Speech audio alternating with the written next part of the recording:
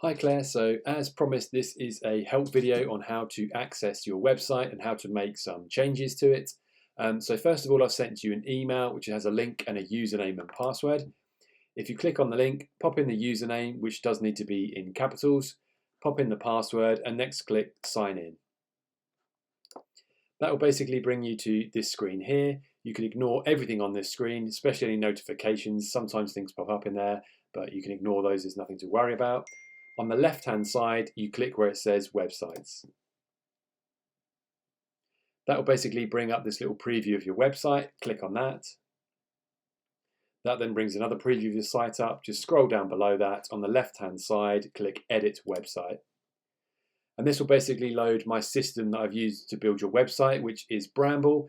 If you're on a fast broadband connection like mine, it will load instantly. And if you're on a slower one, it might take around about 20 seconds for it to load. But there's a few things to go over, so I'm going to quickly go over the most important parts. So the most important thing is to never go near this trash can at the top of the screen. So I'm not going to go too near it, but you can see just above the mouse pointer there's a trash can. If you click that, it deletes the page that you're on, and that page is then not something I can recover because it deletes the page from my backup as well. So the first tip I always say to customers is never click on that trash can at the top of the screen. The second thing to say is you could make a mess, you could accidentally get in a muddle and you're not sure what you've done. So for example, I didn't mean to delete that. There's a way that you can basically make sure the website is not damaged, and that is don't publish the changes at the top. So don't click the green publish button, just exit and leave. And basically because you haven't published those changes, the website is all safe and it is how it was. So that's just a couple of little tips. Don't go near the trash can, and if you get in a muddle, don't publish the changes and just leave. And next time you go back in, the site will be as it was.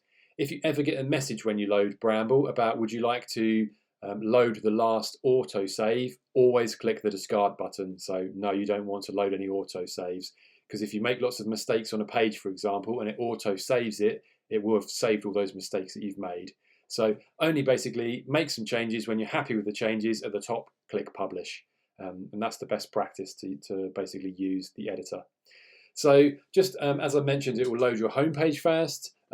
Ignore any strange symbols or any repeated elements such as the slider and things that look strange. They're basically elements of the site which are turned off and on for tablets and for phones, and we know everything works fine. So just scroll past that. The second thing you'll notice is every block of text is repeated. So there's a big font block, which is the one that appears on the computer, and then that's repeated below in a smaller font, and that's the version that appears on the mobile. So they're just basically the same thing, different font sizes. So the tip is if you amend something in the top block, copy and paste the same text so it matches the bottom block, then effectively you've mended the computer version and the tablet version. So that's just another thing that people get confused with, but yeah, that's why you see things repeated in terms of the text blocks and in terms of the images. So same down here, if you amend something in this block, you need to go down and do the same thing in that block below. So yeah, you scroll down the page and basically every element is there. Like I say, some are repeated for different sections. Not everything is. And everything you click, you can then edit much like you would a Word file. Yeah, so it's pretty straightforward to go in and make text changes. I would say don't mess around with fonts too much. So a lot of people change font sizes and think, oh, that's great, but then they get on a tablet or a phone and the fonts are then way too big. So I tend to sort of leave things as they are in terms of font sizes, and you can change the font styles if you like, but if you do change the font style over on the right hand side here and choose a different font, if you do that, just make sure you check that font on the phone to make sure it's still okay and readable on the phone version. So that's just another little tip. So yeah, and the other thing, I'll just come out of this again. So again, I'm not going to publish any changes, so I know I've done no damage. To navigate to other pages, so I imagine a couple of pages you might want to update will be services and testimonials. So at the very top here where it says index, if you click, you have a full list of your pages of the website. Anything that has the word old in front of it, I will delete those off the site, but they're just the old versions of pages which we don't need anymore. So I will get rid of those. But for example, if you wanted to scroll down to the service page, you click on that, it loads the service page. So again, you're free to click elements, make changes, go to the different sections. Again, you'll see sections repeated. So if you remember the top section, do the bottom section as well. So that would enable you to go in now and reword or add some text or change elements of the services if you need to do that. Again, pretty straightforward to do.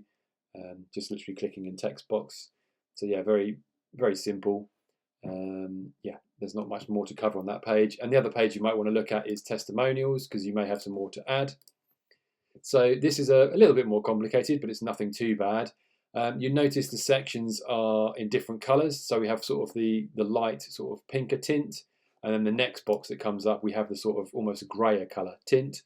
So for example, if you wanted to add a new testimonial at the top of the page, the best way to do that would be to go down to the color. We're obviously going to need a gray one, because at the moment the top one is pink.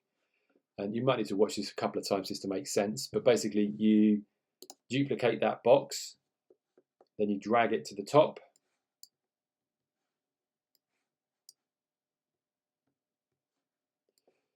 And then you do the same with the smaller mobile version. So you duplicate that, you drag that to the top. So what you end up with is 2 new boxes for feedback or for a testimonial. So you pop in whatever your new feedback is here. You can then copy it and then paste it.